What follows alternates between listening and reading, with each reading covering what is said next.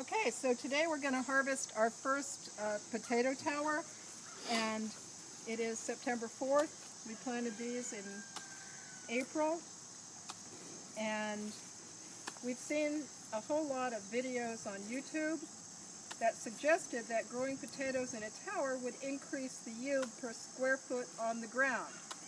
So today we're going to find out if that happens in our hands. So the first thing I'm doing is cutting apart our tower, which we made out of chicken wire and fence posts, T-posts to be precise. And as I cut this, my colleague Frank, who is the director and producer and cinematographer, will stop shooting, and then we'll reshoot once I get this done. Okay, so September 4th, we are opening our potato tower that we started in April. I cut the wire because it's way too hard to undo it with all the ties that we put in it. And we're going to see if we get a decent yield of potatoes with this tower. And so I'm just going to take out the straw and we'll root through it and see if we get any potatoes. Now this is a variety of potatoes that I don't believe is going to form potatoes the length of the vine. And that belief is hasn't been confirmed. The other tower should, I believe, form potatoes the length of the vine, and so we should get more potatoes than we're seeing here, which is a big 0 so far. Now we're beginning to get down to the level of the potatoes. And here's a potato. My God, it's a giant. We've got to be careful when we cook that. We've got to cut that up. And let's see what else we've got in here.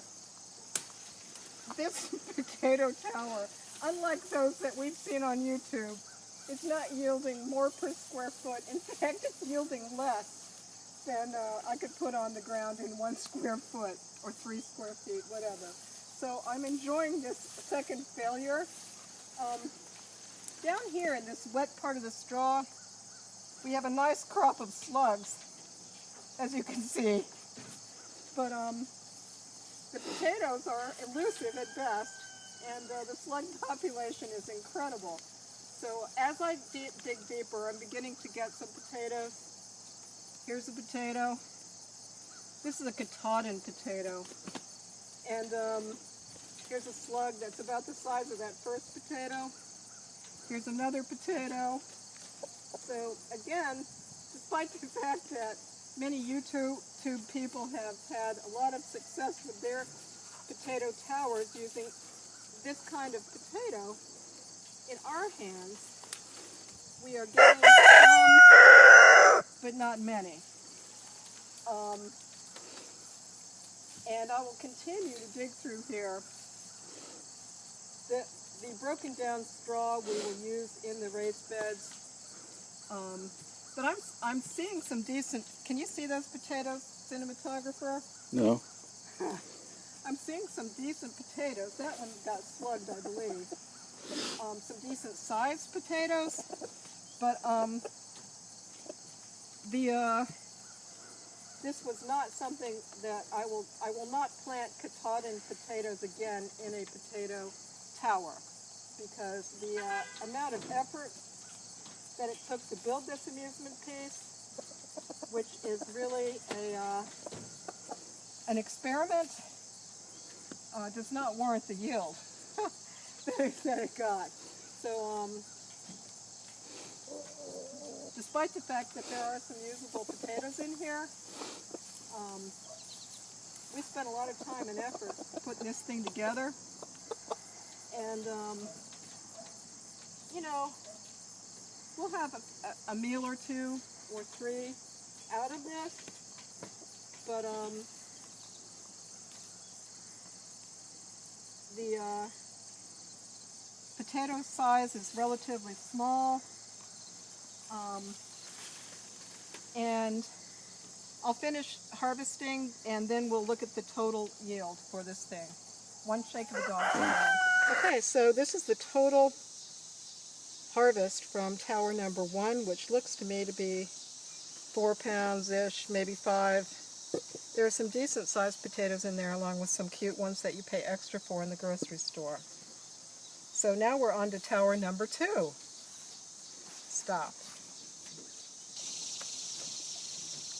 Okay, it's going. Okay, so it's still September 4th, and I'm harvesting the second potato tower that we planted in April.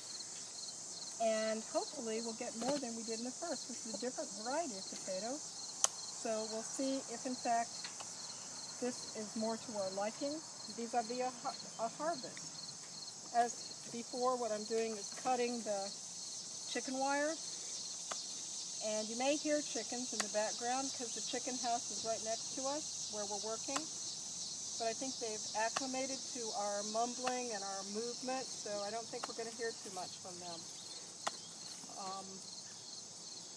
So I'm almost all the way down to the ground and hacking this thing apart. And in a second, we should need a wheelbarrow for our second load of potatoes, right, Frank? Absolutely. Okay. So we don't have to worry about taking these to market because I think we'll be able to eat them ourselves through the course of the year. Almost all the way down. Then we'll open it up and we'll see what we get. So far it's been good. I haven't cut my fingers with these big old tin snips. So here we go. I'm putting it back, opening it up, and we'll probably get another set of slugs. We do grow slugs very well here. Slugs and thistles are a specialty. In fact, maybe if we were going to rename the farm, current name is Stonehouse, I think Slugs and Thistles is a good name. And so, just like before, we planted the potatoes down at the bottom, the potato plants. We hilled up with straw, believing that potatoes would form the whole length of the vine, and that we too would be able to make a beautiful video saying, ooh, look, there's another one. But so far, on this tower as well, am finding the potatoes to be more elusive than the slugs. But in our hands, almost everything that we grow is like that. Next year, with this wonderful organic material added in, it may be a different story, however. I thought I was getting to a potato, but it was just another beautiful slug. And again, slugs and thistles are specialty. Most YouTube people would have found potatoes by now.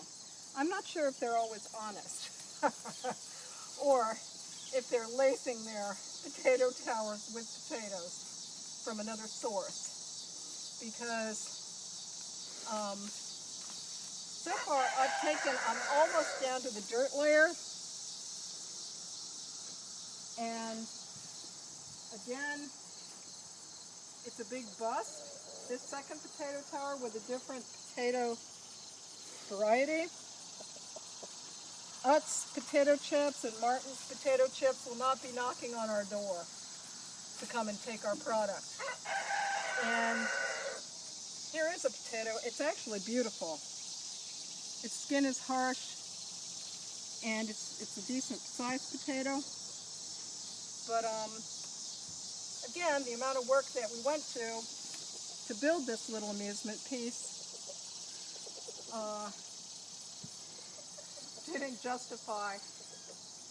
wasn't justified by the amount of product that we're getting. It's typical for everything. This year we planted green beans. They were beautiful until the groundhogs found them, and they ate every single green bean. We also planted zucchini squash. I didn't know groundhogs like zucchini squash. I do now. And at least groundhogs couldn't get to this, but they wouldn't want to because there isn't anything of interest here.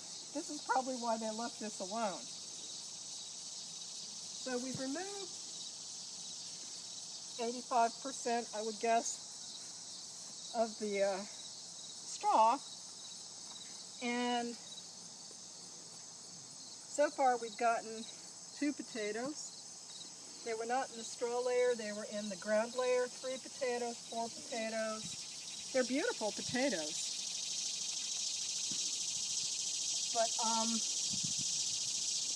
again, we could have planted these in the ground with a whole lot less effort. And that's what we will do next year, is plant all of our potatoes in the ground and in beds. So from tower number 2, we bid you a happy Labor Day. Hope that your labor is less than ours to get a few potatoes.